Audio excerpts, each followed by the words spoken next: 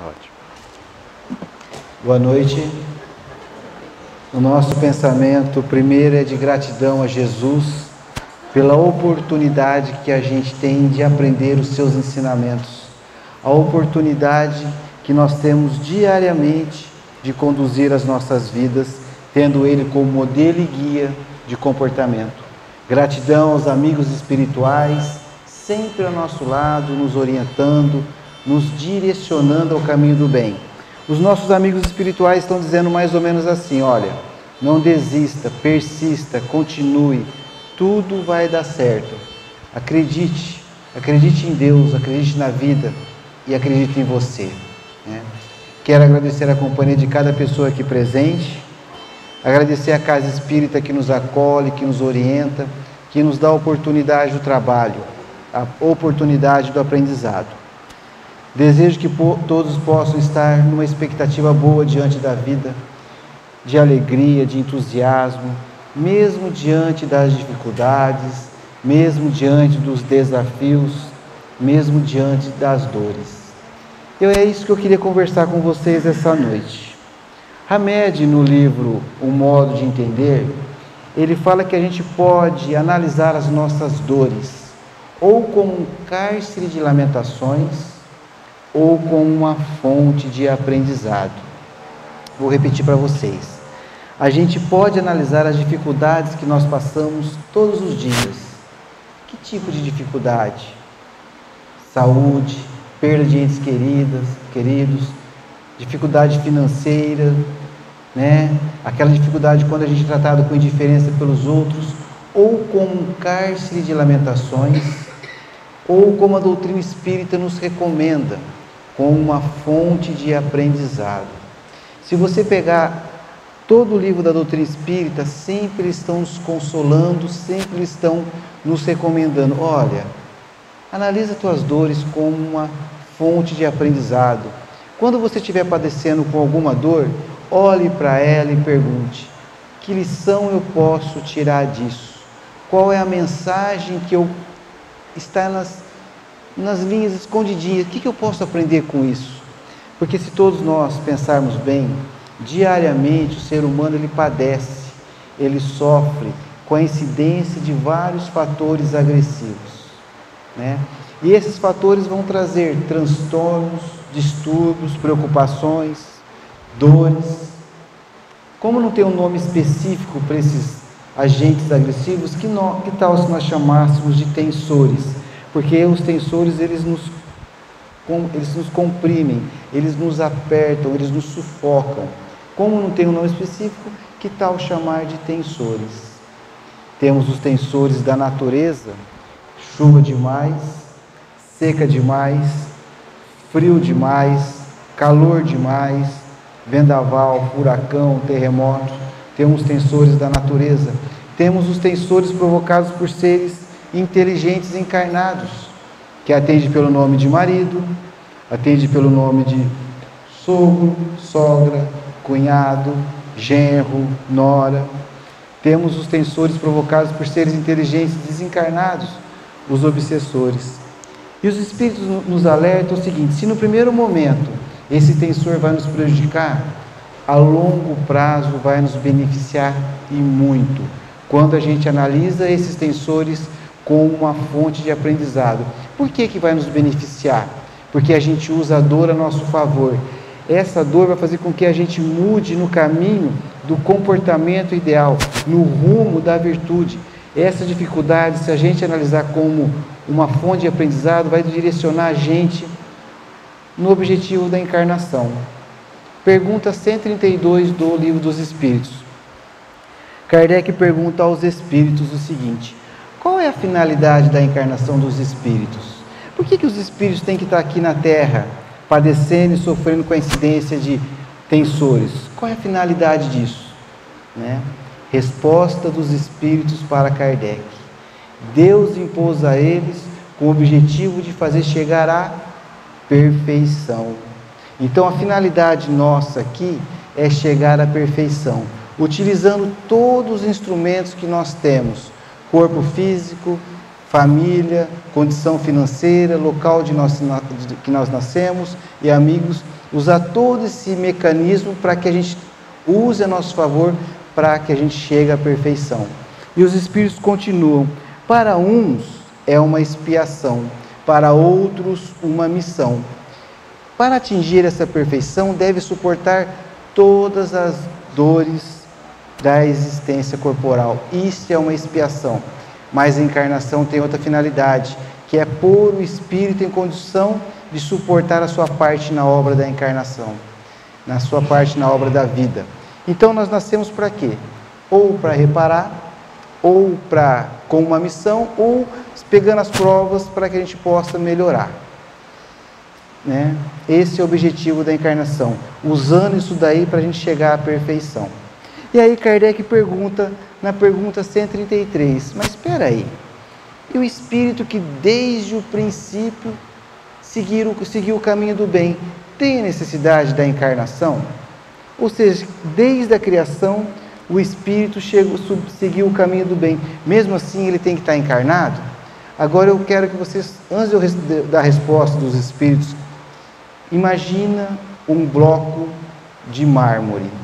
Imagina um bloco de mármore. Um bloco de mármore. Todo mundo imaginou? Então eu vou continuar. Resposta dos espíritos. Eu vou usar esse bloco daqui a pouquinho. Resposta dos espíritos. Todos são criados simples e ignorantes. Como assim? Simples e ignorante? Simples, sem a consciência do bem e do mal, ignorantes, sem o conhecimento. Eles continuam: e se instruem através das lutas e das atribulações da vida diária. Olha só os espíritos nos mostrando, olha, as lutas diárias, as atribulações, não é castigo, é aprendizado, para você aprender alguma coisa. Então, quando você estiver passando por um problema, pergunte para você: que lição eu posso tirar disso? E os espíritos continuam assim: Deus, que é justo, não poderia fazer felizes a uns sem pena, sem trabalho e, consequentemente, sem mérito. Então, aqui nós vamos lutar, nós vamos trabalhar, nós vamos conquistar. A gente não aprende tudo que é causa e efeito.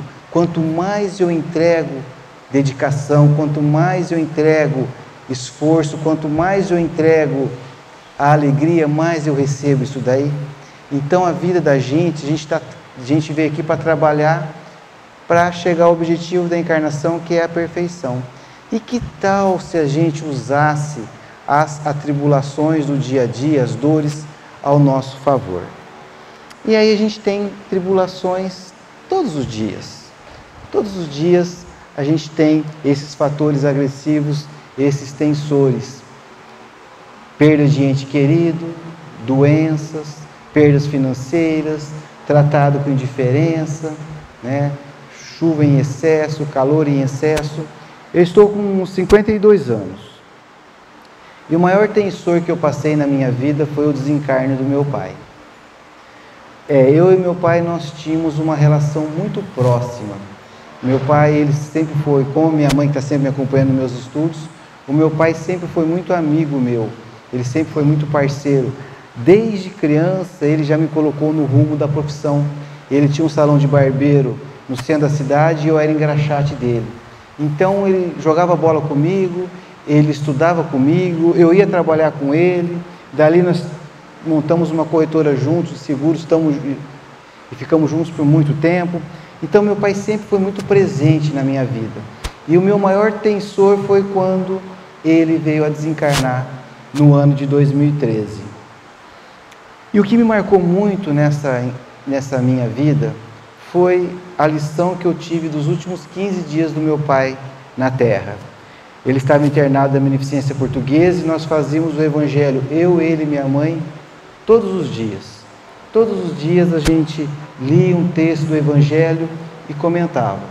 E ele mesmo, com muita dor física, com muita dificuldade, ele participava.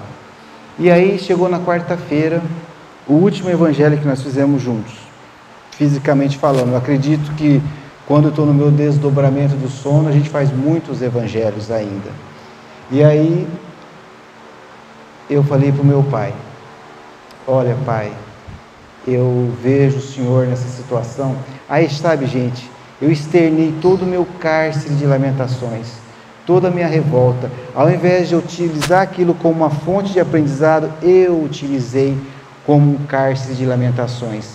Eu falei, sabe pai, eu vejo o Senhor padecendo dessas dores aí há 25 anos, o Senhor sempre ajudou todo mundo, ele não era santo, o Senhor sempre ajudou todo mundo, o Senhor nunca teve vício, fumou, bebeu, ou prejudicou qualquer pessoa, e agora padecendo dessa situação, e eu comecei a externar e queixar e lamentar, né, com todo o meu pessimismo, e ele falou, um momento, pega o evangelho aí. Peguei o evangelho, ele falou, abre aí capítulo 17, do homem de bem. Eu abri, falou, traz aqui. Dedo meio torto, ele pegou, correu assim, falou, lê o que está escrito aqui. Lá está escrito o seguinte, que o homem de bem sabe que todas as vicissitudes da vida, todas as dores e decepções são provas e expiações, e deve aceitá-las sem murmurar. Ele falou, você entendeu? Eu fiz assim. Pega agora o capítulo 5, bem-aventurados os aflitos. Pega aí. Peguei lá.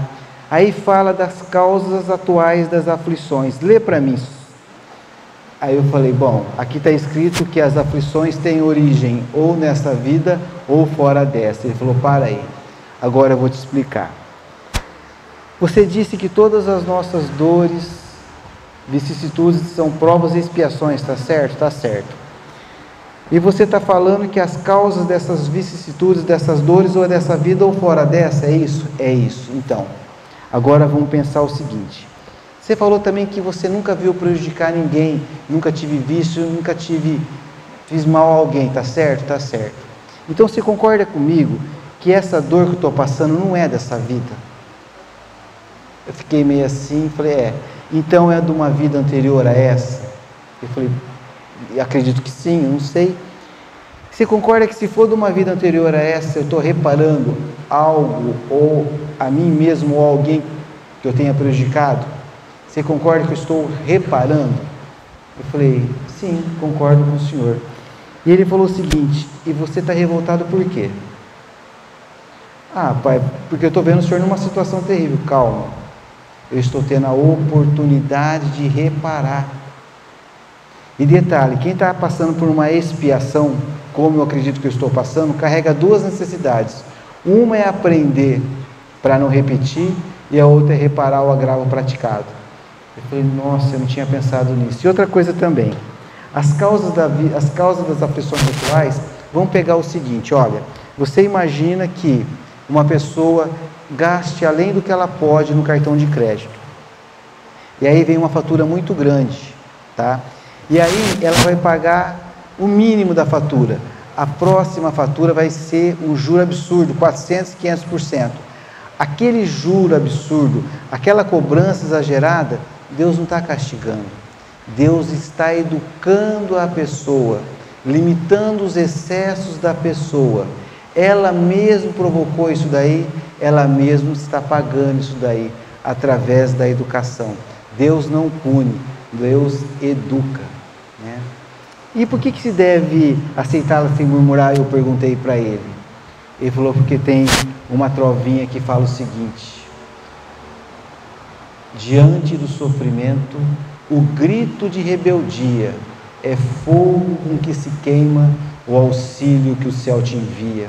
Ou seja, isso que o céu enviou para mim, para que eu reparasse, é a oportunidade que eu tenho de sarar, de elevar, de seguir o caminho da encarnação, que é chegar à perfeição. Você está entendendo? Então, porque os Espíritos nos recomendam que a gente deve aceitar sem murmurar?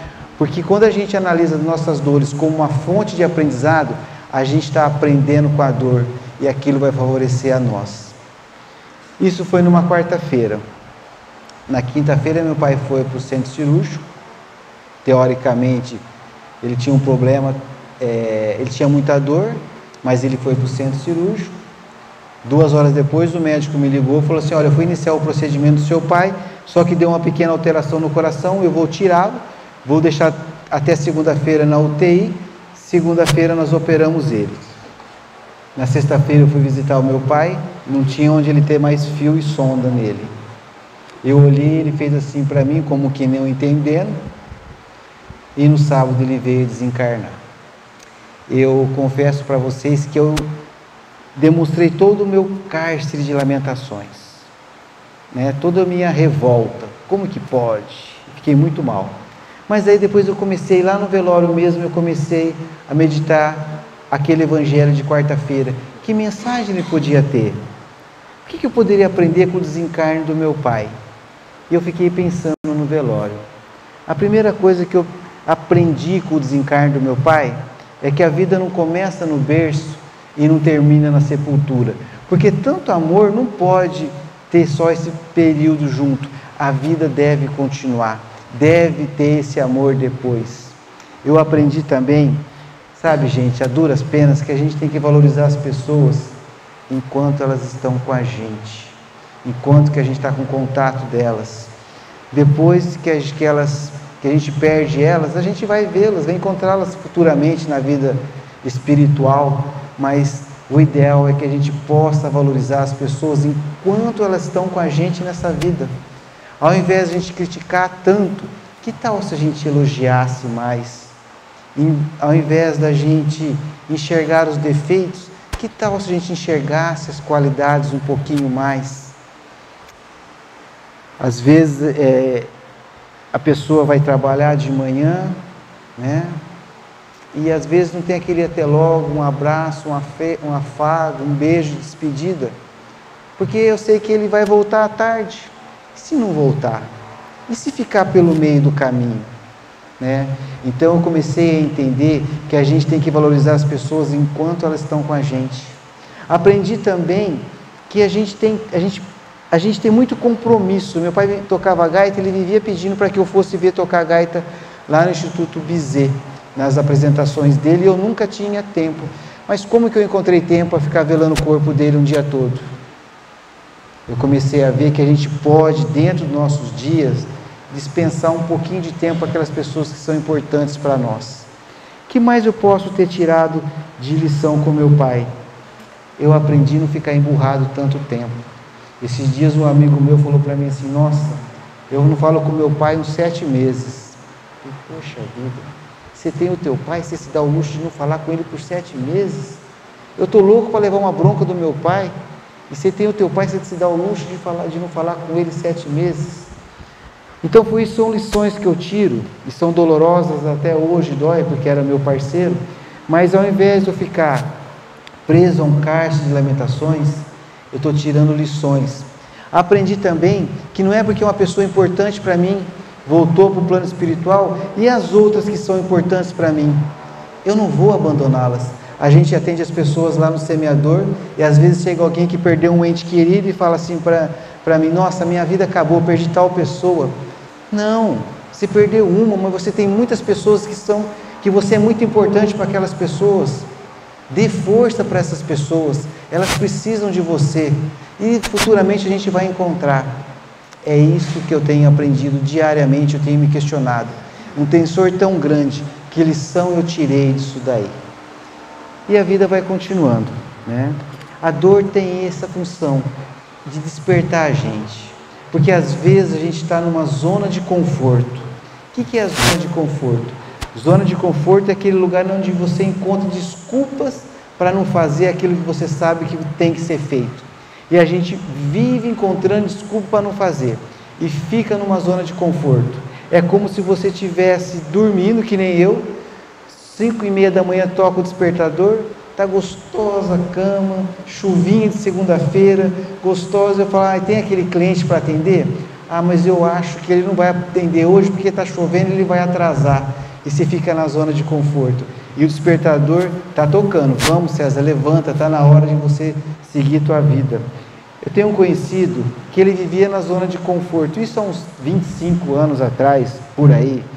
Ele ganhava pouco, Ele sabia que ele tinha que trabalhar mais porque era recém-casado, a esposa grávida do primeiro filho, casa financiada, mas ele falava, tá bom aqui, por exemplo, no mês que eu pago a energia, eu não pago a água. No mês que eu pago a mercearia, eu não pago o açougue. Tem mês que eu faço um sorteio, quem eu vou pagar? Mas tá bom, vou levando minha vidinha assim. E ele sabia que ele tinha que sair dessa zona de conforto. Até que chegou o patrão para ele e falou o seguinte, olha meu amigo, infelizmente eu vou ter que te despedir, porque a gente encerrou a tua atividade aqui na empresa. Você é segurança, eu vou contratar uma equipe para fazer a segurança da nossa empresa. Ele ficou apavorado, e agora? Perdi o emprego, essa situação que eu estou passando, ganhando pouco já está difícil, você imagina eu sem o emprego. Chegou para casa apavorado, triste, e a esposa, ele contou para a esposa, e geralmente a mulher tem mais consciência, ela pensa melhor que a gente, homem. E ela falou para ele, vamos dormir, amanhã de manhã a gente vê o que a gente pode fazer. No outro dia de manhã, ele dormiu a noite inteira, ele confessou para mim. Ele chegou para a esposa estava fazendo um café, ele falou, e aí? Ela falou assim, olha, eu tive uma ideia. Você falou que teu patrão te adora, gosta de você, você tem tantos anos de empresa, pede oportunidade para ele, para você montar a empresa, para você terceirizar a empresa dele, para você habilitar pessoas, recrutar pessoas, estudar e montar uma empresa para prestar serviço para a empresa dele. Afinal de contas, você é bom nisso. E ele chegou e pediu a oportunidade para o patrão, para que o patrão desse a oportunidade para ele que montasse a empresa. E o patrão deu a oportunidade para ele. Durante 18 meses, ele estudou, ele ralou. O almoço dele era de 15 minutos. Não tinha mais sábado, domingo, não tinha feriado. Ele estava se habilitando, ele estava estudando, ele estava treinando, né? E aí chegou 18 meses. Ele montou a empresa dele. E o patrão deu oportunidade para ele. Isso faz mais ou menos 25, 27 anos. Hoje ele deve ganhar umas 30, 40 vezes que ele ganhava lá atrás. E detalhe, presta serviço para várias empresas. Então ele ralou. E aí eu lembrei de uma trovinha que fala o seguinte: só há 2 meios de se mudar um destino. Instrução é o ralo grosso, sofrimento é o ralo fino. Alguém já ralou o dedo aqui? Alguém já ralou o dedo? A família da minha esposa, ela mora tudo no sítio aqui na beira de Talhados, por aquele lugar Cipó Torto. E ali eu não sei por que esse pessoal tem uma mania de fazer pamonha no sítio. Você chega lá no sítio, lá minha sogra fala assim, olha, nós vamos fazer pamonha hoje. Eu falo, sogra, lá na feira da Boa Vista, é R$5 cada pamonha, com R$50 eu compro 10 pamonhas, dá para encher a barriga de pamonha. Ah, mas não é igual a minha. E além do mais, eu não sei por que tem tio e primo que gosta de dar espiga de milho pro parente. Aí ele falou, porque o tio fulano de tal, ó, o sítio dele depois daquela seca, ele falou pra gente quebrar umas espigas de milho lá pra gente fazer pamonha. Vai lá, ó o saco aqui, vai eu e meu cunhado. Aí a gente vai, nós vamos e ralamos, né? E aí na primeira vez que ela me falou isso, eu falei, bom, eu quero um ralo grosso, porque o ralo grosso, ele vai ralar mais milhos. E aí, só que quando você está ralando, você não pode tirar o olho do ralo, porque se você distrair, você rala o dedo. E eu ralei o dedo com ralo grosso. Doeu. No próximo ano, voltamos lá, ó o tio dando de novo as espigas de milho. Falou, olha, vai lá buscar. Busquei. Só que ela falou assim, e aí, que ralo você quer? O mesmo ralo? Eu falei, não, pensei comigo, quero ralo fino, deve doer menos. E distraidamente, ralei o dedo de novo. Detalhe, o ralo fino, ele ralou até o meu perispírito, porque ele dói mais, ele entra nas entranhas do dedo aqui. E aí essa trovinha, instrução é o ralo grosso, a gente vai ralar, a gente vai ralar, a gente vai se esforçar. Mas tem gente que não gosta de ralo grosso, prefere o sofrimento, que é o ralo fino. Se o meu amigo lá tivesse preso a um cárcere de lamentações, hoje ele estaria desempregado ainda. A esposa dele abriu o olho dele para que ele enxergasse aquela oportunidade como uma fonte de aprendizado. E aí ele ralou e conquistou, né? Então a dor despertando, a dor transformando, a dor motivando as pessoas, quando a gente analisa como uma fonte de aprendizado. E aí eu perguntei para mim mesmo, né? Será que a gente só cresce aqui no plano físico? Será que quando eu estou desencarnado, lá no plano espiritual, eu cresço também? Né? Será que acontece isso?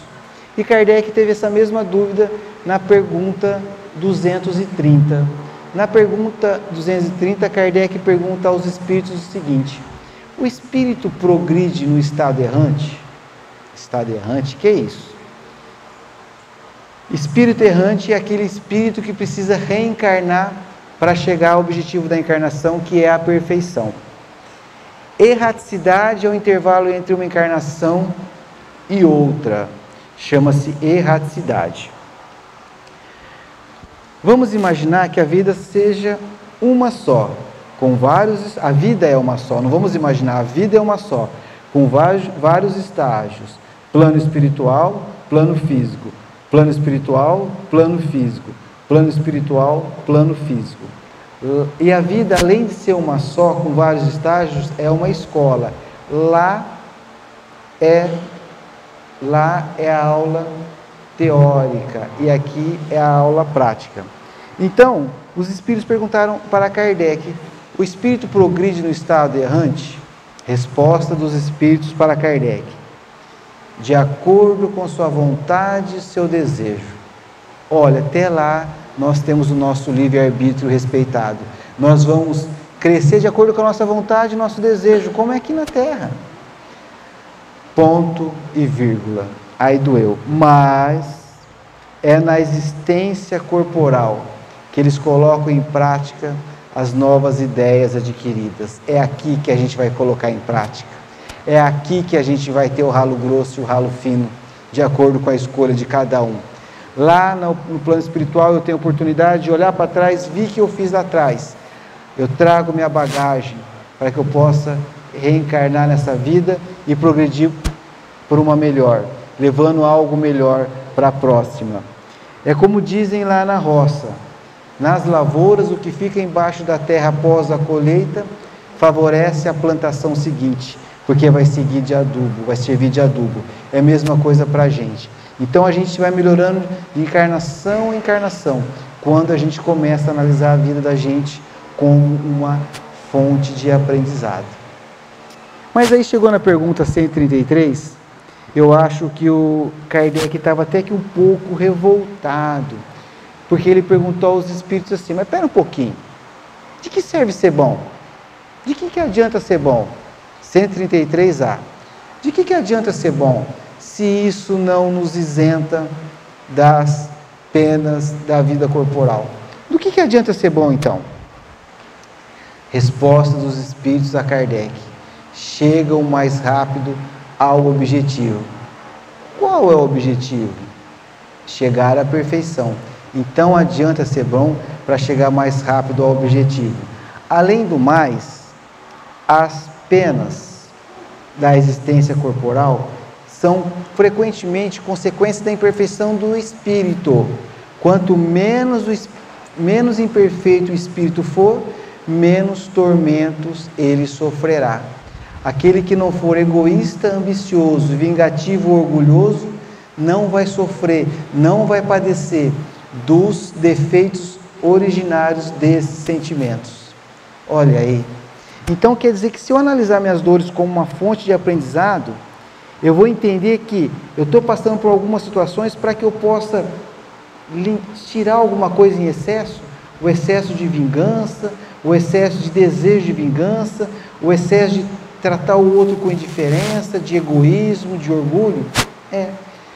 Perguntaram a Michelangelo o seguinte: como era fazer uma obra de arte? Michelangelo respondeu o seguinte: a obra já está feita dentro do bloco, simplesmente eu faço tirar os excessos. Lembra que eu falei para vocês no começo, na pergunta 133, para você imaginar como um bloco de mármore? Lembra isso daí? E aí, o que o escultor faz? O que o Michelangelo faz? Ele tira o excesso do mármore para formar uma linda obra de arte. E a gente é criado simples e ignorante. e se instruem através das tribulações da existência corporal. E aí Maria Dolores, no livro Mãos Marcadas, pelo querido Chico, ela escreve uma mensagem chamada Buril de Luz. Buril, para quem não sabe, é um instrumento compridinho assim, que é feito para entalhar madeira, mármore, e ela compara a gente como um bloco de mármore. E ela fala o seguinte para a gente: em teus dias de dor, recorda, alma querida, que a dor é para a vida, aquilo que o buril severo e contundente entre as mãos do escultor é para o mármore sem forma. Golpe aqui, golpe ali, outro mais e mais outro, de um corte a outro corte se aproxima, e o bloco se transforma em celeste beleza de obra-prima. Olha só, ela falou que a dor é para a vida, aquilo que o buril severo e contundente entre as mãos do escultor é para o mármore sem forma. Golpe aqui, golpe ali, sai um pouco de orgulho, um pouco de egoísmo, um pouco de desejo de vingança, um pouco de vaidade, sai um pouco de tratar o outro com indiferença, né? Vocês estão entendendo que se a gente analisar as dores como uma fonte de aprendizado, vai formar uma linda obra de arte que é cada um de nós? E ela continua o seguinte: o que seria da pedra abandonada ao chão, triste, bruta e singela, se a vida não traçasse para ela planos de construção? Está lá a pedra, o homem pega, tritura, e ela vira hospitais, templos religiosos, casas, escolas, né? Olha a dor transformando, né? Começa a pensar nisso. Que destino da argila, esquecida e vulgar, sem a temperatura desumana que deve suportar para ser porcelana? Tá a argila lá no barro, o homem vai, pega ela, coloca uma temperatura desumana e ela vira uma linda porcelana. Olha a dor transformando. A dor transforma quando a gente analisa ela como uma fonte de aprendizado. Enxergaste algum dia, fora das leis da natureza, o trigo que não fosse triturado para ser pão à mesa? Mesma coisa do trigo. Lá no campo, o homem vai e tritura e ele vira na nossa mesa um alimento nutritivo e saudável. Olha a dor quando é analisada como fonte de aprendizado, transformando. Se alguém te fere, humilha, ama, entende e perdoa, e agradece ao trabalho, a angústia e a prova, em que a vida imortal nos renova, no anseio de ascensão que nos guia e abençoa. Se alguém te ferir, te magoar, sabe como que a gente faz para trabalhar no perdão? Perdoar é uma situação desafiante, ela merece várias palestras, mas rapidinho aqui, se alguém te ferir, vou contar uma historinha para vocês. Existia um leão dócil e manso. O tratador colocava a comida na boca dele, escovava o pelo dele. Só que um dia o tratador chegou e esse leão estava alvoroçado para lá e para cá, para lá e para cá. O tratador falou: mas esse leão não é assim, tem alguma coisa errada. Ele deu um sedativo para o leão. O leão dormiu, ele analisou o leão e tinha uma ferpa na pata dele. Ele tirou aquela ferpa, o leão despertou e voltou a ser aquele animal dócil de novo. Sabe aquela pessoa que te feriu? Às vezes ela poderia estar com uma ferpa encravada nela. Às vezes ela teve um problema de saúde, foi tratada com indiferença, perdeu um ente querido. Quando a gente justifica o erro do outro, fica mais fácil perdoar. E quando a gente perdoa, o maior beneficiado é nós. Por isso que a doutrina espírita divulga tanto o perdão. Então, se alguém te fere, humilha, ama, entenda e perdoa. E agradece ao trabalho, a angústia e a prova em que a vida imortal se nos renova, no anseio de ascensão que nos guia e abençoa. Alma querida, escuta, para seguir em frente, sempre mais alta e linda. Quem não chora, não serve, nem padece ou luta, parece tão somente um ser espiritual em formação, que não nasceu ainda. e nós já nascemos. Nós vamos chorar, lutar, padecer, mas nós vamos conquistar. Porque a gente tem essa doutrina que nos orienta, nos recomenda a pegar as nossas dores como uma fonte de aprendizado. A doutrina espírita fala para a gente parar de contemplar os escombros e ficar observando como que a gente faz para reconstruir. Para a gente terminar, tinha um agricultor que ele fez um buraco grande, ele ia fazer um poço, fez 3 metros por 3 metros, 3 de largura por 3 de fundura, e o cavalo dele, distraído, caiu dentro do poço. O agricultor falou, nossa, e o cavalo ficou desesperado naquele buraco, e o agricultor falou, e agora, como que eu faço para tirar o cavalo do buraco? Ele colocou uma escada que ele falou, vou amarrar o cavalo e puxo ele. A hora que ele foi descendo, o cavalo começou a dar coice e avançar nele, o cavalo estava apavorado com aquela situação. É como a gente está, quando a gente está passando uma situação difícil, a gente fica desesperado, não fica? A gente dá coice em todo mundo, a gente xinga todo mundo, é mais ou menos que nem o cavalo estava desesperado lá embaixo. E ele falou, como que eu faço para tirar esse cavalo daí? Já pensei que eu já fui várias vezes num cavalo, sabe? Quando eu estou desesperado, eu dou bastante coice. E aí ele tentou pegar o cavalo de um jeito, pegar do outro e não conseguiu. Até que ele reuniu várias pessoas, vários vizinhos do sítio em volta, para que eles pudessem ajudar a tirar o cavalo. Depois de meio dia de serviço, começou a escurecer e não dava mais. Olha, o cavalo não tem como tirar desse buraco, vamos enterrar o cavalo vivo. Como assim enterrar o cavalo vivo? Não tem jeito, olha, ele já está morrendo esgotado. E o agricultor, com aquela dor no coração, todo mundo em volta começou a jogar as pás de terra em cima do cavalo. Só que a hora que a terra caía no lombo do cavalo, ele dava uma chacoalhada e pisava em cima. E conforme ia cair na terra, assim, ele dava uma chacoalhada e pisava em cima, pisava em cima, pisava em cima, até que ele saiu do buraco. Ele usou cada dor para que ele saísse do buraco. Vocês estão entendendo por que os espíritos divulgam tanto? Olha, por pior que seja a situação, tire uma fonte de aprendizado, use a dor a teu favor. Aí você pode falar assim, mas eu não tenho muita confiança que isso vai dar certo. Será que eu vou conseguir? Será que eu vou vencer? Que a gente fica com dúvidas, né? A gente acha que a gente é muito pequeno perto do desafio. A gente acha que o desafio é maior que a nossa capacidade de lutar. E aí, para a gente encerrar o estudo dessa noite, vem Meimei.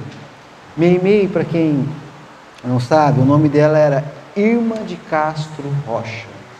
Meimei era assim que ela tratava o marido dela, que era o Rochinha. Meimei, eles assistiram um conto chinês e Meimei significa amor puro. Era assim que eles se tratavam. E Meimei escreve uma mensagem no livro Cartas do Coração, pelas mãos do Chico também, que chama Confia Sempre. E fala o seguinte: confia sempre. Não percas a tua fé entre as sombras do mundo. Ainda que teus pés estejam sangrando, segue para frente, olhando para a luz celeste acima de ti mesmo. Crê e trabalha, esforça-te no bem e espera com paciência. Tudo passa, tudo se renova na terra, mas o que vem do céu permanecerá. De todos os infelizes, os mais desditosos são aqueles que perderam a esperança em Deus e em si mesmos, porque o maior infortúnio é sofrer a privação da fé e prosseguir vivendo. Eleva o teu olhar e caminha, luta e serve, aprende e adianta-te, brilha a alvorada além da noite. Hoje é possível que a tempestade te amarfanhe o coração e te atormente o teu ideal, aguilhoando-te com a aflição ou ameaçando-te com a morte. Não te esqueças, porém, de que amanhã será um novo dia.